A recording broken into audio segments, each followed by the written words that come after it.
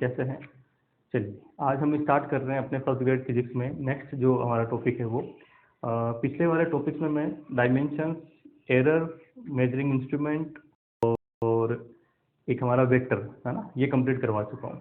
Vector के मैंने ज़्यादा क्वेश्चंस नहीं लिए क्योंकि सीधे सीधे क्वेश्चंस वेक्टर के जो मैंने आपको करवाए थे उस टाइप के क्वेश्चंस आप प्रैक्टिस करते रहें। और वेक्टर का जो दूसरा वाला वीडियो था, सेकंड वीडियो, उसके एंड के अंदर मैंने कुछ क्वेश्चंस की एक पीपीटी डाली थी। आप अगर उसको वीडियो को लास्ट तक देखते हैं तो उसके अंदर आपको बहुत सारे क्वेश्चंस मिलेंगे, ठीक है। और उसका नेक्स्ट जो वीडियो है उन सबका सॉल्यूशन भी है, ठीक है। और मैं ये कोशिश भी कर रहा हूँ साथ साथ में कि जैसे कि जो प्रीवियस ईयर में यानी कि 2011 से लेकर 18 के बीच में जो 4 पेपर हुए हैं, उन 4 पेपर के अंदर जो भी क्वेश्चंस हम उस जो अपने कंसेप्ट पढ़ा उससे सॉल्व कर सकते हैं, वो हम उसमें मैंने डाल के उसकी एक वीडियो बनाया, ठीक है। आप लोगों का रेस्पॉन्स अच्छा मिल रहा है, उसके लिए थैंक यू।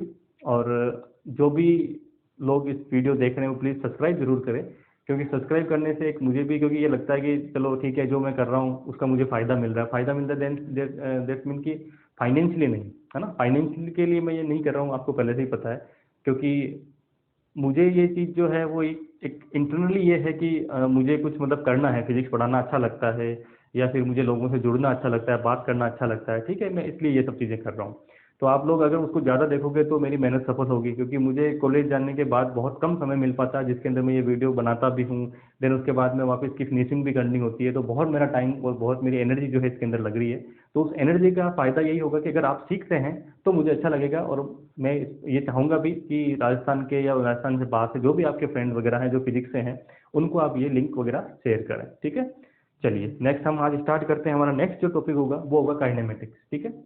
हाँ, दूसरे कुछ ऐसा भी हो सकता है कि जैसे आपको लगे कि सर ने ये चीज़ छोड़ दी, ये चीज़ कर ली, तो मैं एक चीज़ बता देता हूँ। मैं वही चीज़ें यहाँ पे ले रहा हूँ जो आपके फर्स्ट ग्रेड के लिए इंपॉर्टेंट है, क्योंकि मेरा ये टारगेट क्या है, सिर्फ फर्स्ट ग्रेड को लेकर मैंने टारगेट बना रखा है। तो मैं उसी के अकॉर्डिंग आपको क्वेश्चन और टॉपिक्स करवा रहा हूँ, ठीक है।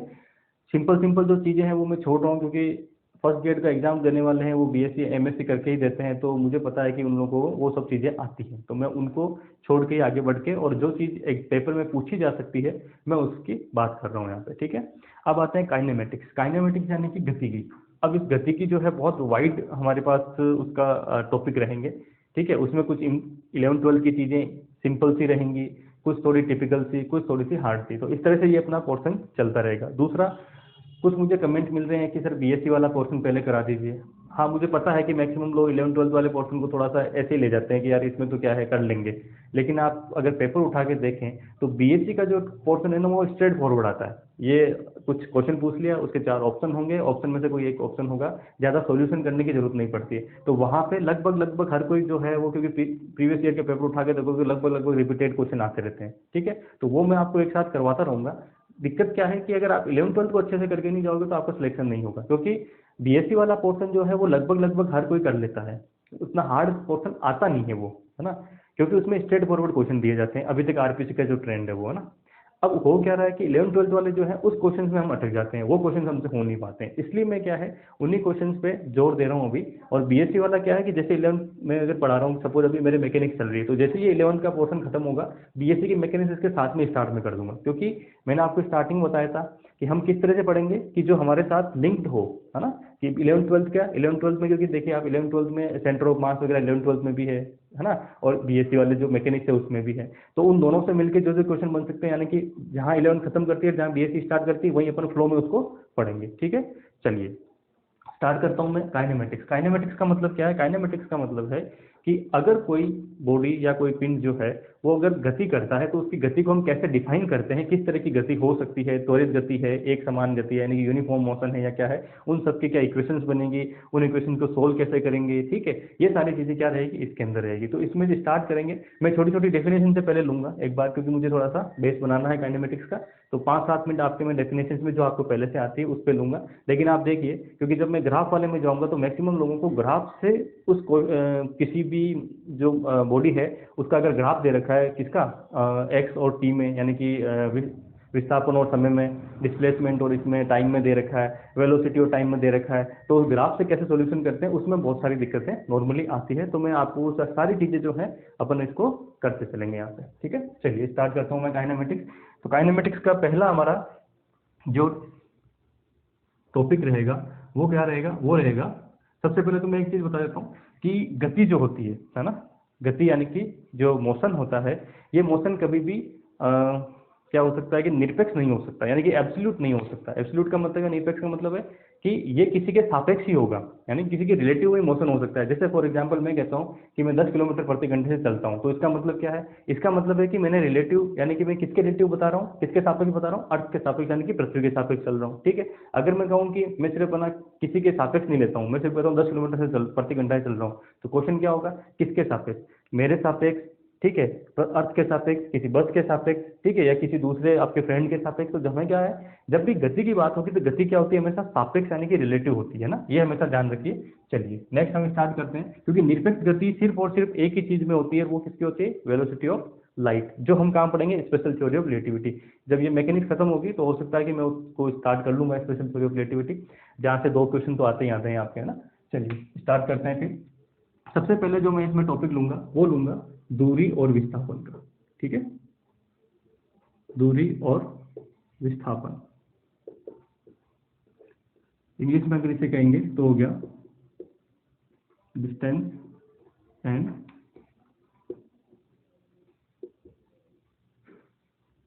डिस्प्लेसमेंट। ठीक है, क्या होगा, डिस्टेंस एंड डिस्प्लेसमेंट। ठीक है, दूरी और विस्थापन बहुत सिंपल सी चीज है, आपको पहले से पता है। दूरी का मतलब क्या है कि अगर हम किसी एक 2 पॉइंट लेते हैं, ठीक है, ये सपोज कर लीजिए इसका, अभी मैं 1 डायमेंशन में चल रहा हूँ, तो 1 डायमेंशन में क्या है, 2 पॉइंट लिए, ठीक है, ये इसका क्या है, मूल बिंदु यानी कि ओरिजिन है। इस तरह सपोज कर लीजिए ये इस तरह से पॉइंट दे रखे हैं, ये मान लीजिए 10, 20 और 30 में दे रखे हैं किलोमीटर में। इधर जाएंगे तो क्या हो जाएगा, -10, -20 और -30 हो गया। ठीक है, समझने की चीज बता रहा हूँ, है ना। यहाँ से चलना स्टार्ट करते हैं, इस पॉइंट तक पहुंचे, फिर इधर से इधर गए। सिंपल सा एग्जांपल जो नॉर्मली हम लेते ही लेते हैं ना, ये पॉइंट हमारा O हो गया, ये P हो गया, ये यहाँ पे Q ले लेते हैं, ठीक है, ये Q ले लेते हैं और ये PQR ले लेते हैं। ठीक है, तो क्या हो रहा है कि एक जो है पार्टिकल या बॉडी कोई भी है, या आप और मैं कुछ भी हो सकते हैं, 0 से स्टार्ट करते हैं, कहाँ तक जाते हैं, P पॉइंट तक जाते हैं, फिर वापस घूम जाते हैं, Q पॉइंट तक आते हैं, फिर वापस आगे R तक नेगेटिव में चले जाते हैं। अब यहाँ से पूछा सकता है कि दूरी और जो अपना विस्थापन है वो क्या होगा, यानी डिस्प्लेसमेंट इस पूरे के लिए कितना होगा, डिस्प्लेसमेंट और क्या होता है, डिस्टेंस। तो आपको ये पता है कि डिस्टेंस का मतलब क्या है, डिस्टेंस का मतलब है कि आप इनिशियल पॉइंट यानी कि प्रारंभिक बिंदु से फाइनल पॉइंट यानी कि अंतिम बिंदु तक जो पूरा पथ की जो आपका पाथ होता है, उस पाथ की लेंथ क्या है, यानी कि जो आपने पथ ट्रेवल किया है उस पथ की लंबाई कितनी है, कुल लंबाई। उसमें हमें डायरेक्शन से मतलब नहीं होता, क्योंकि दूरी क्या होती है, एक अदिश राशि होती है, यानी कि इसके अंदर क्वांटिटी होती है। डिस्प्लेसमेंट का मतलब क्या है, डिस्प्लेसमेंट का मतलब है इनिशियल पॉइंट और फाइनल पॉइंट के बीच की जो डायरेक्ट डिस्टेंस होती है ना, डायरेक्ट जो डिस्टेंस होती है, या डायरेक्ट पथ का जो क्या कहते हैं, डायरेक्ट जो पथ की लंबाई होती है, यानी कि पाथ की जो लेंथ होती है, उसे हम क्या बोलते हैं, डिस्प्लेसमेंट बोलते हैं। तो डिस्प्लेसमेंट क्या है, एक डिस्प्लेसमेंट जो है एक ये वेक्टर क्वांटिटी होती है, ये आपको पहले से पता है। तो मैं अगर इसमें देखूं O से R तक पूरा डिस्टेंस देखूं तो डिस्टेंस कितनी हो जाएगी, डिस्टेंस हो गई मेरे पास 30 किलोमीटर इधर, फिर 30 इधर आऊंगा और 20 इधर गया, तो कुल मिला के 30 + 30 + 20, ठीक है, तो कुल मिला के कितनी हो गई 60 और ये 80, तो 80 किलोमीटर मेरी क्या हो गई, डिस्टेंस हो गई। ठीक है, इसी तरह से मुझे मान लीजिए डिस्प्लेसमेंट की बात करनी है ना, डिस्प्लेसमेंट पूरा लिख देता हूँ, है ना। ये तो क्या हो गई डिस्टेंस और ये क्या हो गया डिस्टेंस। डिस्प्लेसमेंट लिखूंगा तो क्या होगा, मुझे डायरेक्शन भी चाहिए, तब मैं क्या करता हूँ, अगर 1 डायमेंशन है तो मुझे क्या लेना होता है, आई जे के अपन लेते हैं ना 3 डायमेंशन में, तो आई लेते हैं एक्स के लिए, जे लेते हैं, जे कैप लेते हैं वाई के लिए, और के कैप लेते हैं जेड के लिए। अभी मुझे एक ही डायरेक्शन की बात करनी तो मैं आई कैप से कर लेता हूँ। ठीक है, मान लीजिए कौन सी डायरेक्शन है, एक्स डायरेक्शन है। ठीक है, तो कुल मिला के इस तरफ कितना गया 30 आई कैप, फिर वापस किधर आया इसमें माइनस की तरफ, कितना आया -30 आई कैप, पहले इधर गया फिर इधर गया, फिर वापस इस तरफ कितना गया -20 आई कैप, तो कुल मिला के कितना हो गया 30 आई कैप, 30 आई कैप कैंसिल आउट हुआ -20 आई कैप। तो इसका मतलब क्या है, इनिशियल पॉइंट से मैं नेगेटिव डायरेक्शन में हूँ। नेगेटिव डायरेक्शन का मतलब क्या है, जहां मैंने मोशन स्टार्ट किया था उसके अपोजिट पहुंच गया हूँ, और कहाँ पहुंच गया हूँ 20 किलोमीटर पे पहुंच गया हूँ। ठीक है, तो जब भी देखिए, जब भी ऐसे कोई क्वेश्चन आते हैं डिस्प्लेसमेंट और इस तरह की, जो आपको कहा कि पहले उत्तर दिशा में चले, फिर पश्चिम में घूम गए, फिर ऐसे घूम गए। तो ऐसे जब भी क्वेश्चन आते हैं तो उसमें हमेशा ध्यान रखिए, आप क्या करना है आपको हमेशा आई जे के वाले जो है 2D में है तो आई जे आ जाएगा, 3D में है तो आई जे के आ जाएगा, उनको लेके ही सोल्व करें तो आपके क्वेश्चन आराम से सोल्व हो जाएंगे, आपको कोई ज़्यादा मशक्कत नहीं करनी पड़ेगी डिस्प्लेसमेंट वाले क्वेश्चन में। ठीक है, चलिए। तो डिस्प्लेसमेंट और क्या हो गया, तो डिस्प्लेसमेंट का मतलब है, अगर आप लिखना चाहें तो डिस्प्लेसमेंट हो गया कि प्रारंभिक बिंदु व अंतिम बिंदु के बीच में पथ की लंबाई, कुल पथ की लंबाई क्या होती है, दूरी होती है। डिस्प्लेसमेंट क्या हो गया, प्रारंभिक बिंदु व अंतिम बिंदु के बीच की जो सीधी दूरी होती है उसे हम क्या बोलते हैं, डिस्प्लेसमेंट बोलते हैं। ठीक है, इंग्लिश में कहेंगे तो डिस्टेंस क्या हो गया इनिशियल पॉइंट और फाइनल पॉइंट के बीच का जो पथ की लेंथ है, टोटल लेंथ ऑफ पाथ जो है वो क्या हो जाएगी, डिस्टेंस हो जाएगी। और इनिशियल पॉइंट और फाइनल पॉइंट के बीच में जो डायरेक्ट डिस्टेंस है वो क्या हो जाएगी, डिस्प्लेसमेंट हो जाएगी। ठीक है, चलिए इससे आगे बढ़ता हूं मैं।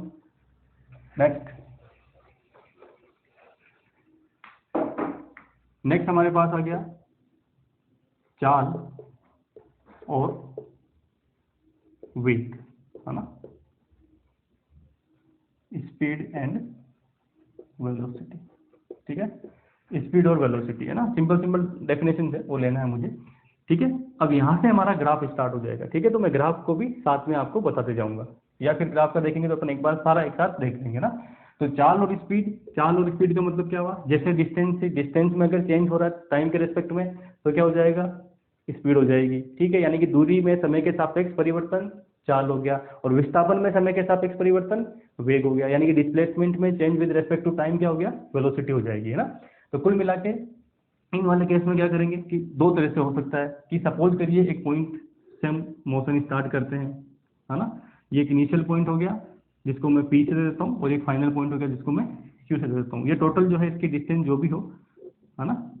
अब इसके अंदर क्या करें, हम मान लेते हैं कि इनिशियल पॉइंट के ऊपर, ठीक है, इनिशियल पॉइंट के ऊपर यानी इस पॉइंट की जो है कोई ना कोई डिस्टेंस या कोई ना कोई डिस्प्लेसमेंट होगा किसी पॉइंट से। ठीक है, तो सपोज कर लीजिए इसका क्या हो गया S1, यहाँ क्या हो गया S2, ये हमारा क्या है, कोई निर्देश तंत्र है, यानी कि जिसके रिलेटिव हम क्या कर रहे हैं, यानी कि एक फ्रेम ऑफ रेफरेंस जिसके रिलेटिव हम क्या निकाल रहे हैं, S1 और S2 फाइंड आउट कर रहे हैं। टाइम यानी कि इसमें यहाँ पे T1 टाइम था, यहाँ पे कितना था T2 टाइम था। तो अगर मैं इसकी बात करूँ, ये क्या डिस्टेंस ले ली मैंने ना, तो मेरा एवरेज मतलब औसत जो स्पीड होगी वो औसत स्पीड क्या हो जाती है, वो हो जाती है V2, सॉरी हाँ इसको भी ले लेते हैं, औसत लेनी है ना, हाँ। तो कुल मिला के क्या हो जाएगा, दूरी है ना, टोटल डिस्टेंस डिवाइडेड बाय, या एक बार हिंदी में लिख देता हूँ, सॉरी उसमें लिख देता हूँ लैंग्वेज में, ठीक है, टोटल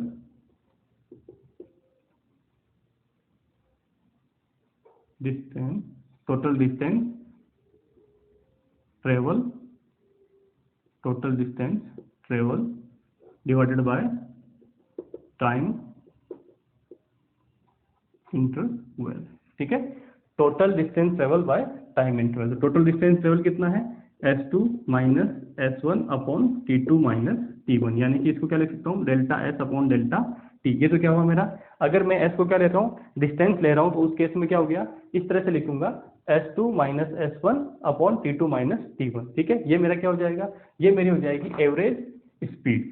ठीक है, इसी तरह से मुझे क्या निकालना है कि तात्क्षणिक, यानी कि ये तो क्या है औसत स्पीड हो गई, इसीलिए मुझे क्या निकालना है, तात्क्षणिक। अब देखिए तात्क्षणिक हम यूज कई बार करते हैं यूज, है ना, इस वर्ड को, लेकिन इसका मतलब हमें पता नहीं होता है ना। तो उस कंसेप्ट पे पहले मैं जाता हूँ। इंग्लिश में इसको क्या कह देंगे, इंग्लिश में हम इसको कह देंगे इंस्टेंटेनियस, है ना। तो इंस्टेंटेनियस यानी कि तात्क्षणिक का मतलब क्या होता है, यानी कि किसी एक क्षण पर, यानी फिक्स एक टाइम के ऊपर। फॉर एग्जाम्पल जैसे आप क्या करेंगे, बाइक चला रहे हैं ना, तो बाइक की आपकी जो वो स्पीड वाली जो नीडल है वो घूमती रहती है, आप 0 से स्टार्ट होते हैं फिर 60 तक जाते हैं। ठीक है, आप चल रहे हैं, चलते चलते मैंने किसी क्षण में आपके पीछे बैठा हूँ तो मैंने आपको इसे पूछा अब आपकी स्पीड कितनी है ना, उसी क्षण, तो उसी समय आप क्या देखते हो, उस घड़ी की सुई पे देखते हो। तो घड़ी की सुई पे देखते हो, इसका मतलब क्या हुआ, उस समय क्या स्पीड वो शो कर रही है, उसे हम क्या बोलेंगे, तात्क्षणिक। अब तात्क्षणिक निकालने के लिए, अब क्योंकि हमारे पास स्पीड निकालने का क्या है formula, total distance travel upon time interval. अब हम टाइम इंटरवल कितना ले, उस फिक्स एक टाइम पे जाने के लिए वो जो टाइम इंटरवल हम लेंगे वो अगर डेल्टा टी टेंडिंग टू 0 लेते हैं, तो इसका मतलब क्या हुआ, यानी कि टाइम इंटरवल तो है लेकिन वो टाइम इंटरवल बहुत ही कम है, टेंडिंग टू 0 है, उस केस में कितना है, तो उसे हम क्या बोल देंगे, तात्क्षणिक या इंस्टेंटेनियस, है ना। तो अगर मुझे तात्क्षणिक निकालनी है यहाँ पे, ये तो क्या हो गया, औसत चाल। ठीक है, इसी तरह से हो गया तात्क्षणिक चाल, ठीक है।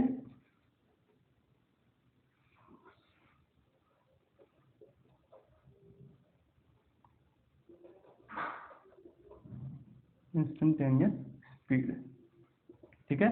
तो वो क्या हो जाएगी, वो हो जाएगी मेरे पास limit delta T tending to 0 delta S upon delta T, ठीक है। और वो क्या हो जाएगा D S upon D T, ठीक है।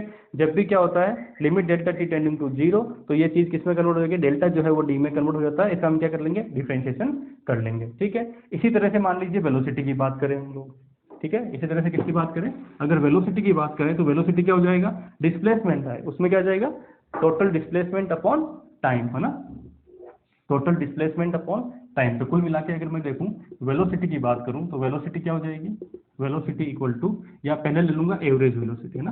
तो एवरेज क्या हो जाएगी, एवरेज हो जाएगी मेरे पास इस बार S2 माइनस S1, या S क्या है डिस्प्लेसमेंट, क्योंकि मैंने इसके ऊपर क्या लगाया है एरो का साइन लगाया, एरो का साइन होने का मतलब क्या है वो डिस्प्लेसमेंट है। और टाइम इंटरवल कितना हो गया T2 माइनस T1, तो इसको मैं लिख सकता हूँ एवरेज को delta S upon delta T। Similarly अगर मुझे क्या निकालना है इंस्टेंटेनियस यानी कि तात्क्षणिक,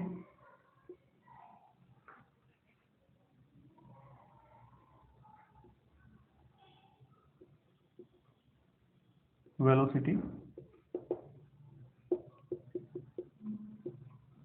तात्क्षणिक वेग, ठीक है।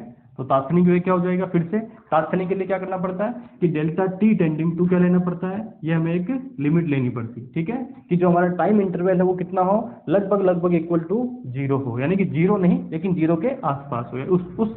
एक छोटे से टाइम इंटरवल में कितनी डिस्टेंस या कितना डिस्प्लेसमेंट ट्रेवल किया डिवाइडेड बाय कितना वो टाइम इंटरवल था। तो ठीक है, ये क्या हो जाएगा limit delta T tending to 0 delta S upon delta T, ठीक है। तो कुल मिला के क्या बन गया d S upon D T, ठीक है। कई बार जो है इस डिस्प्लेसमेंट को जो है अपन किससे नॉर्मली आर से डिनोट करते हैं, ठीक है। तो ये कैसे बनेगा, अगर आर से लेंगे तो क्या हो जाता है v इक्वल टू, है ना, इसकी बात करूं वो क्या हो जाता है D R upon D T, ठीक है। नॉर्मली हम इसको इससे भी डिनोट करते हैं, लेकिन अगर हम एस लगते हैं उसके ऊपर ये लगा देते हैं तो इसका मतलब भी क्या है कि अगर आपने डायरेक्शन लिया इसका मतलब भी क्या है डिस्प्लेसमेंट, और अगर आपने नॉर्मल लिखा तो इसका मतलब ये क्या है, ये है हमारे पास दूरी यानी कि डिस्टेंस है, ठीक है। तो ये जो है कुल मिला के हमने दोनों वेलोसिटी देख लिया और वेलोसिटी एवरेज वाली, और ये दोनों हमने देख लिए, ठीक है। चलिए नेक्स्ट,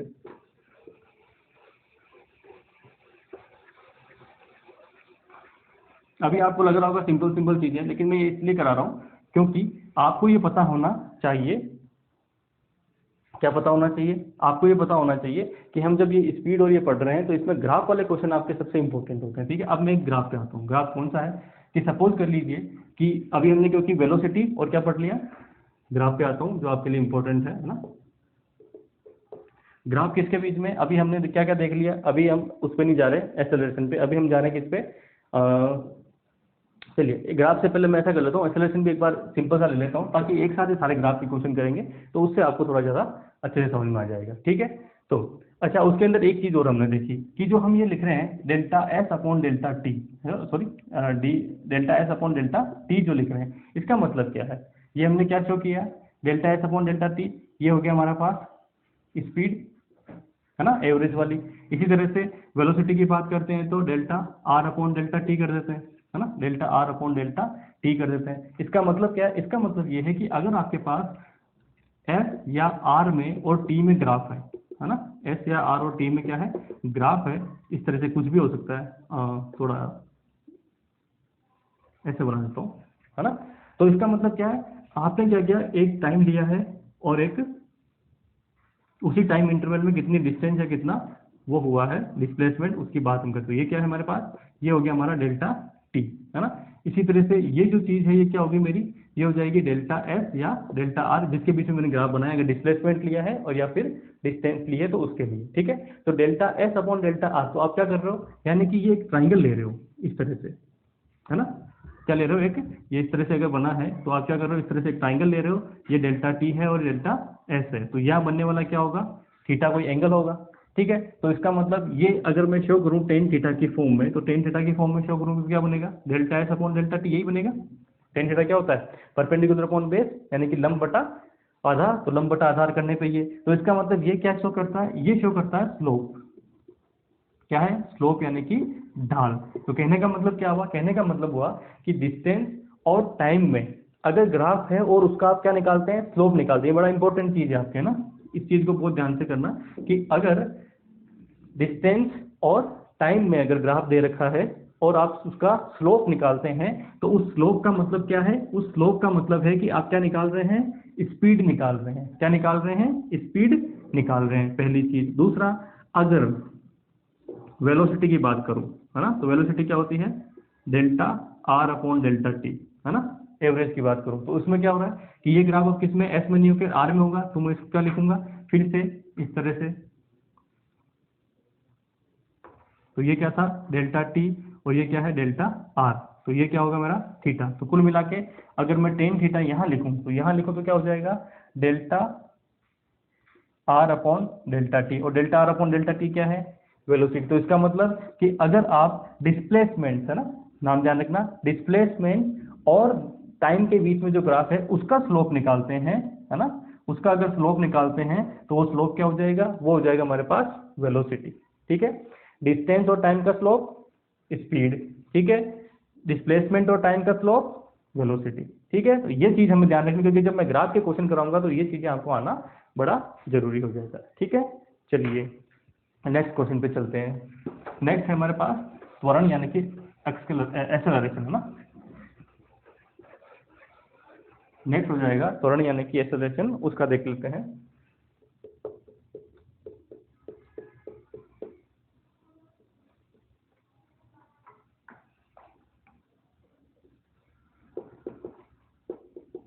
ठीक है, नेक्स्ट हो जाएगा त्वरण यानी कि एक्सेलरेशन, और एक्सेलरेशन में जो है, सॉरी एक्सेलरेशन ये ई है और ये ए है ना, एक्सेलरेशन है ना। तो एक्सेलरेशन को देखें तो उसमें क्या हो जाएगा कि अगर स्पीड या वेलोसिटी का, अगर स्पीड या वेलोसिटी का क्या हो रहा है, टाइम के साथ में चेंजेस हो रहा है, तो इसका मतलब क्या होगा, वो क्या होगा, मेरा एक्सेलरेशन होगा। ठीक है, तो इसका मतलब ये हमारे पास स्पीड या वेलोसिटी हमने ले ली, ये हमने टाइम ले लिया, उसका कोई इस तरह से चेंजेस ले लिया। ठीक है, तो चेंजेस ले लिया तो हमने क्या किया, पहले निकालते हैं एवरेज, तो हमने कुछ एक टाइम t1, फिर एक और हमने टाइम लिया है वो t2, तो इन दोनों का जो डिफरेंस होगा, टाइम इंटरवल होगा, वो कितना होगा, डेल्टा t।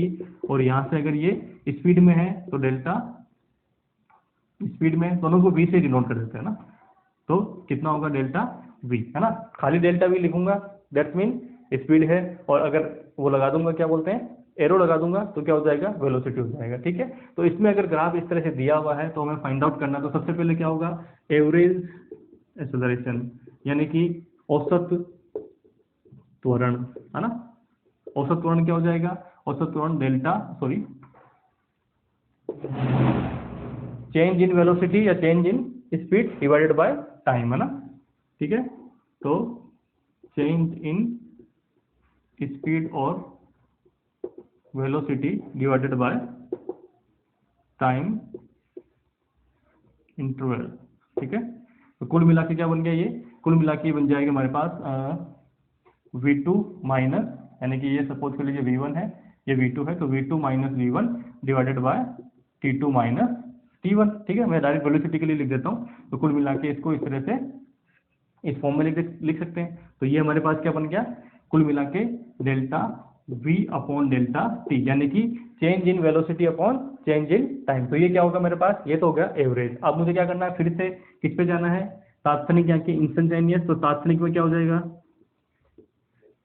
तात्क्षणिक त्वरण यानी कि इंस्टेंटेनियस एक्सेलरेशन, वो हो जाएगा limit delta t tending to 0 delta V over delta T, that is dV upon dt। ठीक है, यहाँ तक लगभग आपको सब पता है। अब आते हैं ग्राफ के ऊपर। ग्राफ क्या कह रहा है, ग्राफ ये कह रहा है कि अगर मान लीजिए मैं इस जो हमारे पास स्पीड और टाइम में, यानी कि वेलोसिटी और टाइम में जो ग्राफ कह रखा है, उस ग्राफ का मैं क्या निकाल लूँ, स्लोप निकाल लूँ, यानी कि उसकी ढाल निकाल लूँ, तो क्या हो जाएगा, ढाल का मतलब यहाँ से अगर देखता हूँ, फिर से ये डायग्राम बना देता हूँ, ये इस तरह से, ये इस तरह से, और ये इस तरह से, है ना। ढाल का मतलब एक्स एक्सिस से बनने वाला एंगल, तो एक्स एक्सिस से बनने वाला एंगल थीटा। ठीक है, यहाँ से ये कितना है, डेल्टा टी, ये कितना है, डेल्टा v, ठीक है। तो स्लोप टेन थीटा क्या हो जाएगा, tan theta equal to perpendicular upon base, ठीक है। ये क्या बना मेरा स्लोप। तो कहने का मतलब क्या है, कहने का मतलब ये है कि सॉरी कहने का मतलब क्या है, कहने का मतलब ये है कि अगर मैं स्लोप निकालता हूं किसका, वेलोसिटी और टाइम वाले ग्राफ का, वेलोसिटी और टाइम वाले ग्राफ का अगर मैं स्लोप निकालता हूं तो वो स्लोप क्या शो करता है, वो स्लोप ये शो करता है कि टेन थीटा यानी कि जो स्लोप है वो एक्सेलरेशन को शो करता है, ठीक है।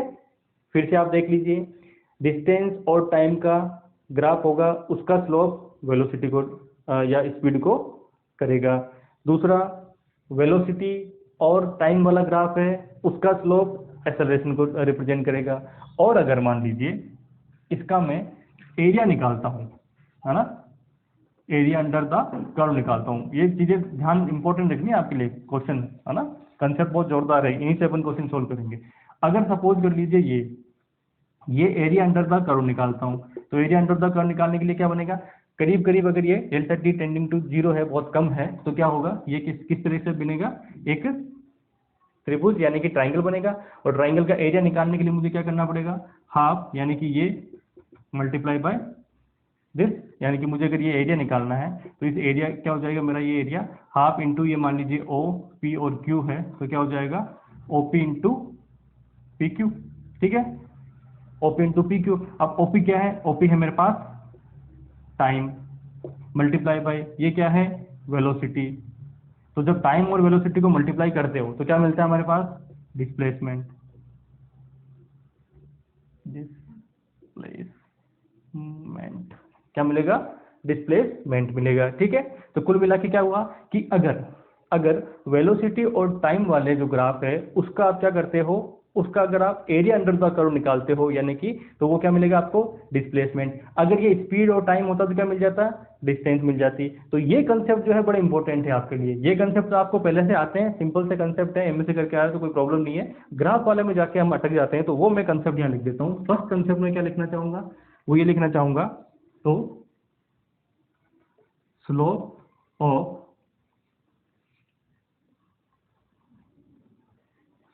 पहले किसका देखा था, डिस्टेंस वाले का ना,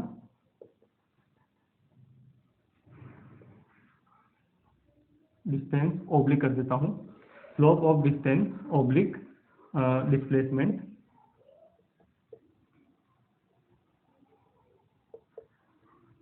slope of distance and displacement, slope of graph होगा ना, slope of graph of distance and displacement represent क्या, डिस्टेंस वाला होगा तो स्पीड और डिस्प्लेसमेंट वाला होगा तो वेलोसिटी, ठीक है, समझ में आ गया। तो tan theta equal to delta S over delta T, ये क्या हो जाएगा, स्पीड, ठीक है। Similarly tan theta equal to delta R over delta T, ये क्या हो जाएगा, वेलोसिटी। सेकेंड, अगर ग्राफ दे रखा है, ठीक है, दूसरा लिख दो चलो, slope of graph of speed and velocity, short में चल रहा है, ठीक है, तो वो क्या हो जाएगा,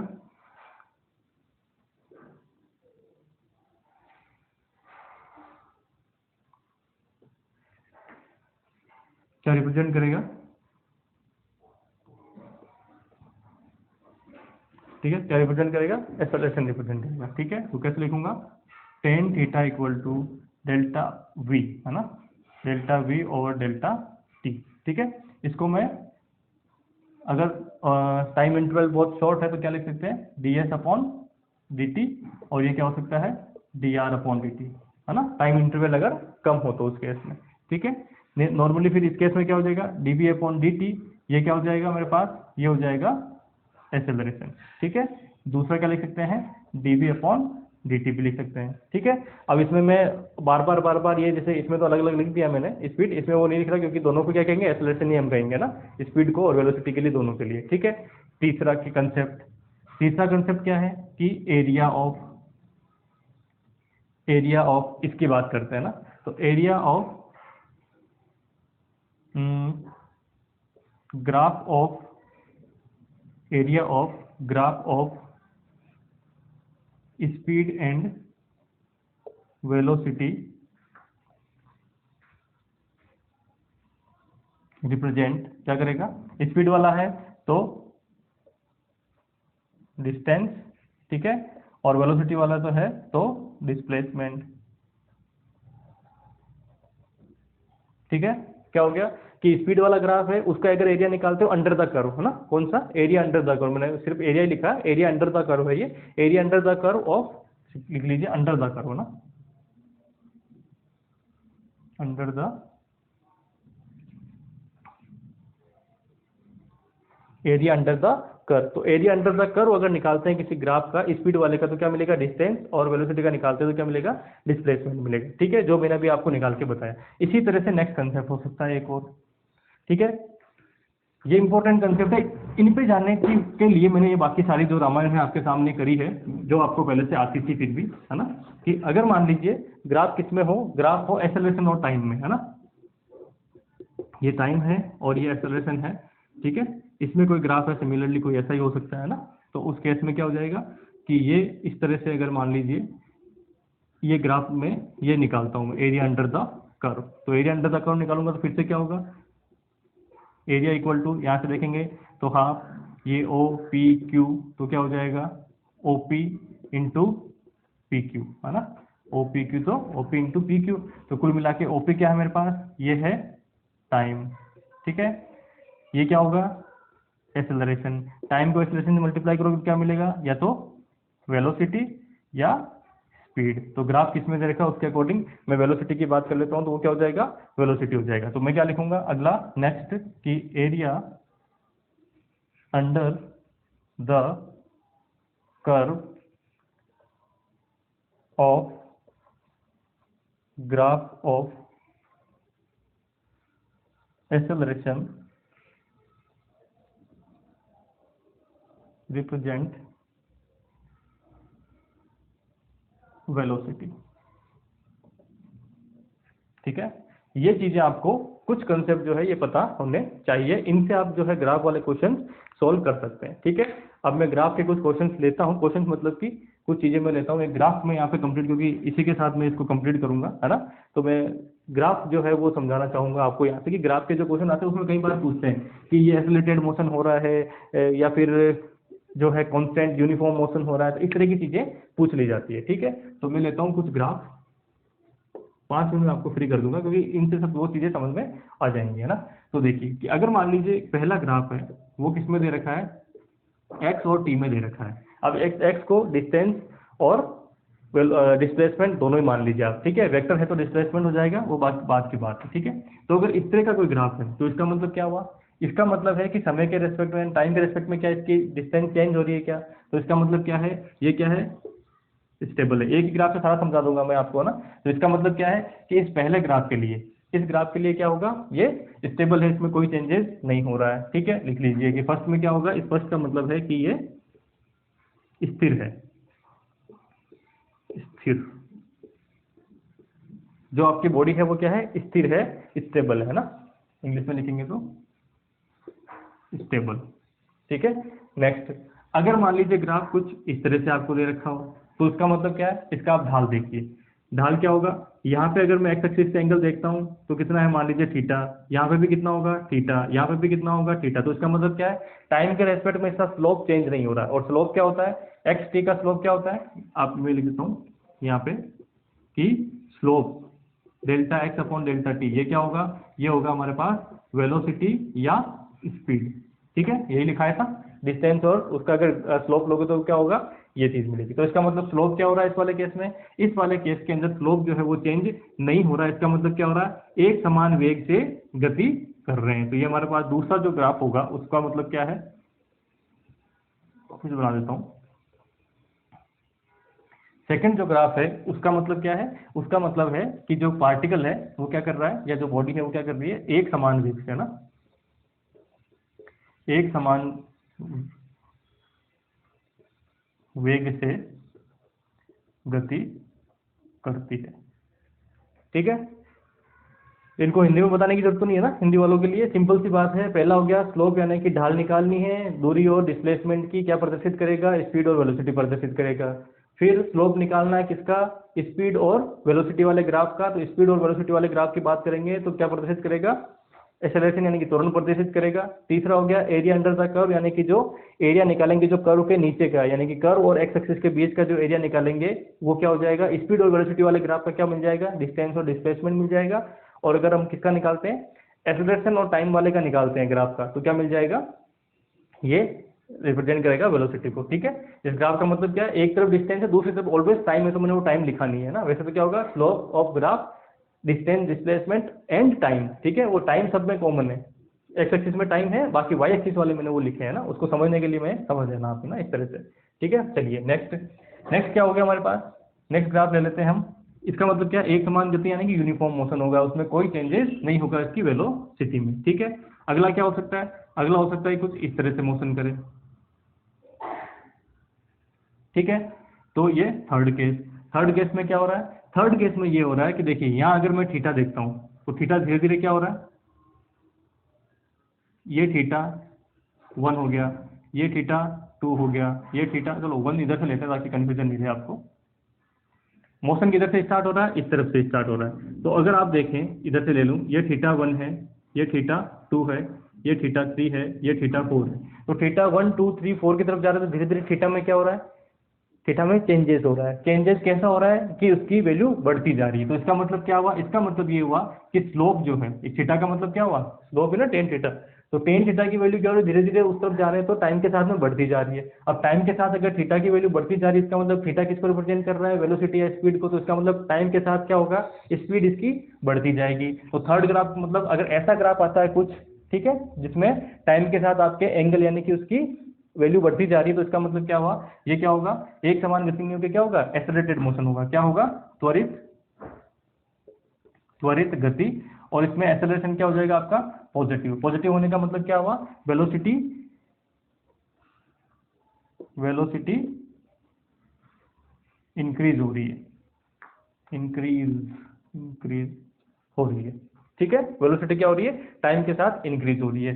ठीक है, फोर्थ